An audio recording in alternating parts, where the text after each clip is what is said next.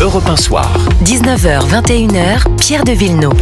Avec mes camarades de la deuxième heure. Bonsoir Louis Osalter. Bonsoir Pierre. Journaliste politique au Figaro. Bonsoir Georges Fenech. Bonsoir Pierre. Ancien magistrat, observateur de la vie politique. Bonsoir Jean-Marie Roire. Bonsoir. Merci d'être avec nous. Vous êtes bien sûr académicien. On vous connaît en tant qu'écrivain essayiste. Vous avez sorti chez Albin Michel, c'est assez concomitant, Drôle de justice, qui est, je le disais tout à l'heure, une réflexion sur la justice en général. On parle du cas Omar Haddad, auquel on le sait, vous avez été très attaché à ce procès, mais aussi une pièce de théâtre en 3 actes qui suit ces réflexions sur la justice. Et alors évidemment, la sortie du livre n'était pas du tout prévue avec ce jugement pour Marine Le Pen. Vous savez, la justice, c'est une question pendante depuis des siècles, je crois.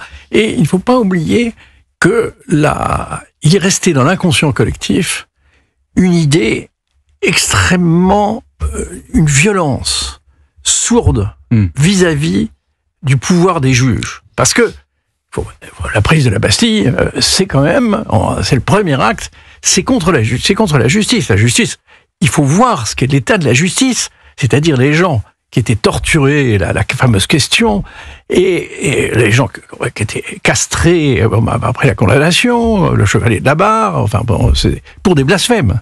Donc il y avait monté en France, et c'est ce qui explique d'ailleurs, c'est ce qu'explique très bien Michelet, la violence de la Révolution. La violence de la Révolution, c'est la violence de la justice sous l'Ancien Régime, et l'arbitraire. Et ça a continué, puisque, d'une certaine façon, le juge était le dépositaire du roi, de droit divin. Et la magistrature a eu tendance, pardon Georges Fenech, je ne parle pas pour vous, mais a eu tendance à être une magistrature de droit divin, c'est-à-dire de ne jamais se remettre en cause. Et regardez toutes les erreurs judiciaires qui ont eu lieu depuis tellement longtemps.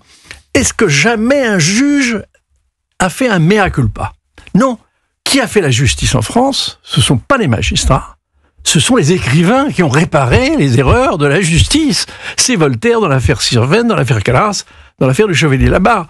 C'est, d'une certaine façon, Balzac, c'est Zola, bien sûr, c'est Mauriac. Voilà, donc les juges, si vous voulez, sont restés, ils ont appliqué.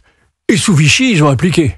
Ils ont appliqué les lois anti-juives, ils ont appliqué les lois contre les résistants, puis ensuite, à la Libération, eh bien, au lieu de condamner et les résistants, eh bien, ils se sont mis, au contraire, à être...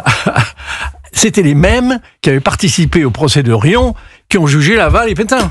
Donc ça ne vous étonne pas ce qui s'est passé dans l'affaire de Marine Le Pen, si j'en crois ce que vous nous dites là en préambule de cette interview. Oui, je crois que le problème des juges... Mais je ne veux pas systématiser, ça serait stupide. Vous systématisez déjà, enfin, je vous systématisez pas, mais en tout cas, vous en dites plus dans Valeurs Actuelles. Et vous dites qu'aujourd'hui, il ne faudrait pas oublier qu'un déni de justice résulte également d'un suicide démocratique. Oui, c'est-à-dire cette idée, mais là, je mets dos à dos les politiques et les juges avec ce délit d'inéligibilité. C'est absurde, c'est un suicide des politiques, parce qu'il n'y a qu'une façon de punir, il faut les condamner, les hommes politiques, mais les rendre inéligibles, c'est absurde. Regardez dans l'histoire, Clémenceau n'aurait jamais pu se présenter après l'affaire de Panama. Enfin, il y a tellement de grands hommes politiques qui n'auraient pas pu se présenter s'il y avait eu la question de l'inéligibilité. Donc, je crois que là, on ne parle même pas de l'exécution provisoire, on parle carrément du droit de rendre éligible ou pas quelqu'un. Mais ça, c'est très récent. C'est très récent, je crois que c'est l'éligibilité, c'était 2017. Georges Fenech. Non, l'exécution provisoire 2017. Oui, ça c'est 2016. Oui, c'est vrai que c'est assez récent. C'est récent. C'est une idée récente et qui est absurde parce que ça a été forcément utilisé dans un système de magistrature politisée pour empêcher un certain nombre de présidents de droite de se présenter. Et pour ça, je crois que ce qui est très grave, c'est que s'il y a eu autant d'émotions, c'est pas parce que c'est Marine Le Pen, c'est que Marine Le Pen incarne un grand nombre d'électeurs. Mais c'est parce que ça vient après l'affaire Juppé, ça vient après l'affaire de Fillon, et ça vient après un certain nombre d'hommes de gauche qui sont passés entre les gouttes. Parce que franchement... Cahuzac, il n'est pas passé entre les gouttes. Hein. Il n'a pas eu des condamnations. J'ai jamais vu un réquisitoire aussi violent sur Cahuzac que sur Nicolas Sarkozy. Donc,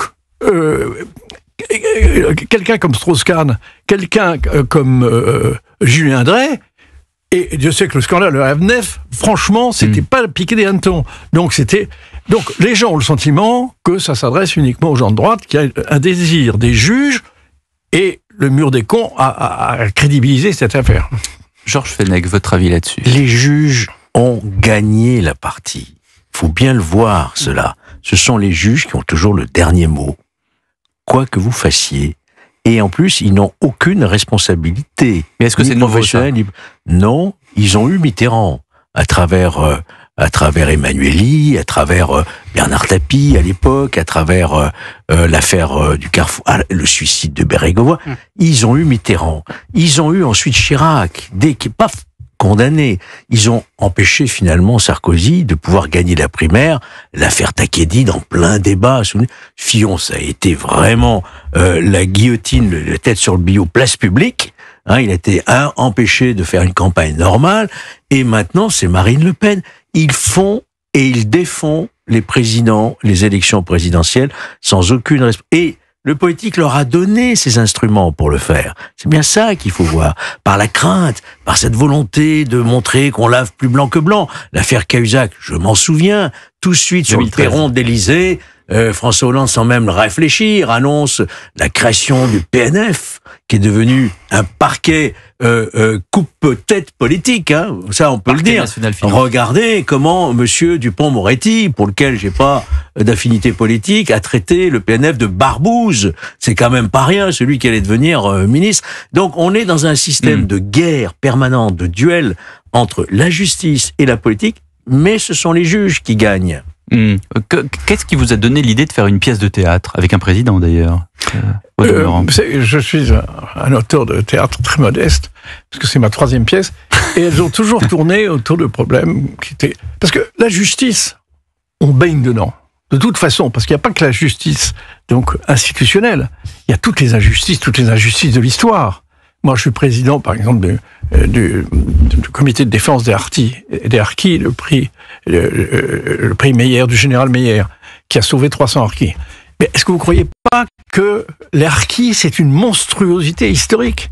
C'est effroyable. Donc, l'histoire nous offre sans cesse, si vous voulez, des causes d'injustice. Et c'est ce qui m'intéresse comme écrivain. Je dois dire, je trouve que c'est... j'essaie de donner... Je crois que la littérature, c'est l'antidote à la justice. Les injustices personnelles, mais surtout, c'est la loi naturelle contre la loi sociale. C'est Antigone contre Créon. Depuis toujours, et d'ailleurs, les malheureux qui ont défendu la loi naturelle, qui fondent nos sociétés, Socrate et Jésus, qu'est-ce qui leur est arrivé? Eh bien, il leur est arrivé malheur. Donc, moi, je me méfie de la loi sociale qui varie, parce que la loi, on dit toujours la loi, il y a la loi, c'est la loi. Mais attention, la loi sur l'homosexualité, elle a complètement changé. Sur l'avortement, on a encore guillotiné une femme en 1942 qui avait procédé à des avortements. Et les femmes, il y a 30 ans, les femmes qui se faisaient avorter étaient condamnées. Donc, vous voyez, sur beaucoup de sujets, sur l'adultère, n'en parlons pas. Mais est-ce que c'est la justice ou c'est la politique, ça? C'est la loi. C'est la loi, donc en fait, c'est le législateur. Vous remarquerez que pourquoi autant d'écrivains se sont insurgés contre ces lois iniques au risque souvent de leur vie. Oui. Et aucun magistrat n'a protesté. Non, mais c'est ce qu'on dit depuis le début, et puis j'allais dire depuis le début de l'affaire Marine Le Pen, c'est qu'il y a des lois, et donc c'est l'émanation de la démocratie représentative puisque c'est le législateur, et puis après il y a la libre interprétation du juge. Oui, c'est quand même deux choses différentes. Vous savez, je veux faire le pédant, mais quand j'étais en classe, j'étudiais le latin, il y avait un adage qui était « summum jus, summa injuria ». C'est, je crois, Cicéron. Comme j'avais été puni, j'ai été chargé de recopier la phrase pendant longtemps. Qu'est-ce que ça veut dire? Ça veut dire le maximum de justice, c'est le maximum d'injustice. Voilà. C'est-à-dire, si on applique strictement la loi... Oui. Ben oui, mais si on c'est Cicéron n'est pas un imbécile. Non, mais bon, après, est-ce qu'il a la science infuse? Louis Alzalter, tiens. Comment vous expliquez le suicide démocratique dont vous parliez? Parce que, effectivement, comme le disait Georges Fenech, et comme vient de le rappeler Pierre, ce sont les politiques, c'est la classe politique, quasi unanimement d'ailleurs, à un moment où on voulait laver plus blanc que blanc en effet, qui a confié à la magistrature les lois, les outils juridiques qui permettent aujourd'hui de condamner, et de condamner lourdement. C'est-à-dire que le juge, en condamnant Marine Le Pen, n'a pas outrepassé la loi. Il avait la possibilité de l'appliquer. Certes, il l'applique d'une façon maximaliste, mais c'est la loi, et c'est la loi votée. Comment est-ce que vous expliquez que les politiques, forts de l'expérience en plus que vous décrivez, qui est multiséculaire, de ces relations entre juges et politiques, aient consenti à cela? Est-ce que c'est par pure démagogie du moment? Écoutez, comment expliquer ça? Ne me dites pas qu'il n'y a pas de démagogie dans la politique. C'était extrêmement démagogique. Regardez la démagogie du bac. 94% de reçus au bac, c'est complètement démagogique. Donc, les politiques, non seulement ils font de la démagogie, mais ils sont impulsifs. Parce que ce qui est terrible, c'est qu'ils font, dès qu'il y a un problème, ils font une loi, même si cette loi est contradictoire, ils ne voient pas les conséquences. Moi, j'ai vu pour le Sénat, qui a fait une loi pour les prostituées, qui condamne le client, qui est une monstruosité pour les prostituées. Donc, il y a énormément de lois qui sont faites à la va-vite. Ils ne réfléchissent pas. Moi, j'aimerais qu'ils soient comme les Chinois. Vous savez, les Chinois ont le sens du temps. Et quand Maurice Schumann est allé voir Chu Enlai, en préparant la visite de général de Gaulle, il a posé la question à Chu Enlai, il lui a dit « Qu'est-ce que vous pensez de la Révolution française? C'est un bien ou c'est un mal ?» Et Chu Enlai l'a regardé et lui a dit « Je crois qu'il est encore trop tôt pour le dire. » Ah oui, donc on a su ce qu'il y a eu après. Les députés devraient prendre un peu de temps. Parce que, en principe, ce devrait être des lois qui vont durer. Ben non. Georges, moi je veux bien répondre à lui. Pourquoi les politiques, effectivement, ont donné ces instruments? C'est parce qu'ils ont peur des juges. Ils ont peur qu'ils viennent les chercher eux-mêmes. Oui, mais c'est ce qu'écrit. Je me souviens une question que j'avais posée. C'est ce que dit Jean-Marie dans Valeurs Actuelles. Il dit ils ont le trouillomètre à 0. J'avais posé une question à Jacques Chirac au cours d'un déjeuner où nous étions quelques parlementaires. Et je m'étais permis de lui poser une question. À qui, pardon? À Jacques Chirac. Ouais. À l'Élysée, je venais d'être élu. Et il y avait des fournées comme ça de parlementaires qui défilaient à sa table. Et j'étais sorti de l'ordre du jour, c'était l'entrée de la Turquie en Europe. Il était le seul à être pour l'entrée de la Turquie, on était tous contre. Et il cherchait peut-être un soutien, il me dit « Qu'en pense monsieur le juge ?» Il me fait. Alors, j'étais interpellé, monsieur le juge, je venais d'être élu député. Et je lui dis « Mais monsieur le président, puisque vous m'interpellez comme juge, excusez-moi, mais... Vous voyez cette affaire d'Outreau, ce scandale, cette irresponsabilité des juges, et j'enfonce, et lui il s'enfonce, et au moment de me répondre, il fait « Monsieur le député, en tant que président du Conseil supérieur de la magistrature, je ne peux faire aucun commentaire. Mais je vous ai entendu. Oui. Même entre nous, il n'osait rien dire. Mais alors justement, on a peur. Et il avait déjà une dizaine de juges qui lui tournaient autour à l'époque. Je voudrais quand l'affaire des HLM, l'affaire de l'hôtel de ville de Paris, etc. Je voudrais quand même terminer avec Jean-Marie Roire pour lui demander est-ce que vous avez encore confiance à la justice, ou est-ce que vous êtes comme Mitterrand qui disait méfiez-vous des juges, ils ont tué la monarchie, ils tueront la République? Vous savez, il y a un grand jurisconsulte qui était le chancelier d'Aguesseau. Grand jurisconsulte. Et il disait, si on m'accusait d'avoir volé les tours de Notre-Dame, je commencerais par prendre la poudre d'escampette. C'est-à-dire, les gens qui connaissent bien la justice, moi je suis passé devant un tribunal, franchement j'avais l'impression d'être comme Zelensky à la Maison-Blanche. Ah oui. Entre le président du tribunal et l'inquisiteur, je veux dire le procureur, c'est effrayant. Je vous conseille de passer devant un tribunal, vous verrez à quel point on en prend un coup sur la tête et on se met à douter de la justice. Drôle de justice, c'est publié chez Albin Michel. Merci beaucoup monsieur l'académicien d'avoir été ce soir sur Europe 1.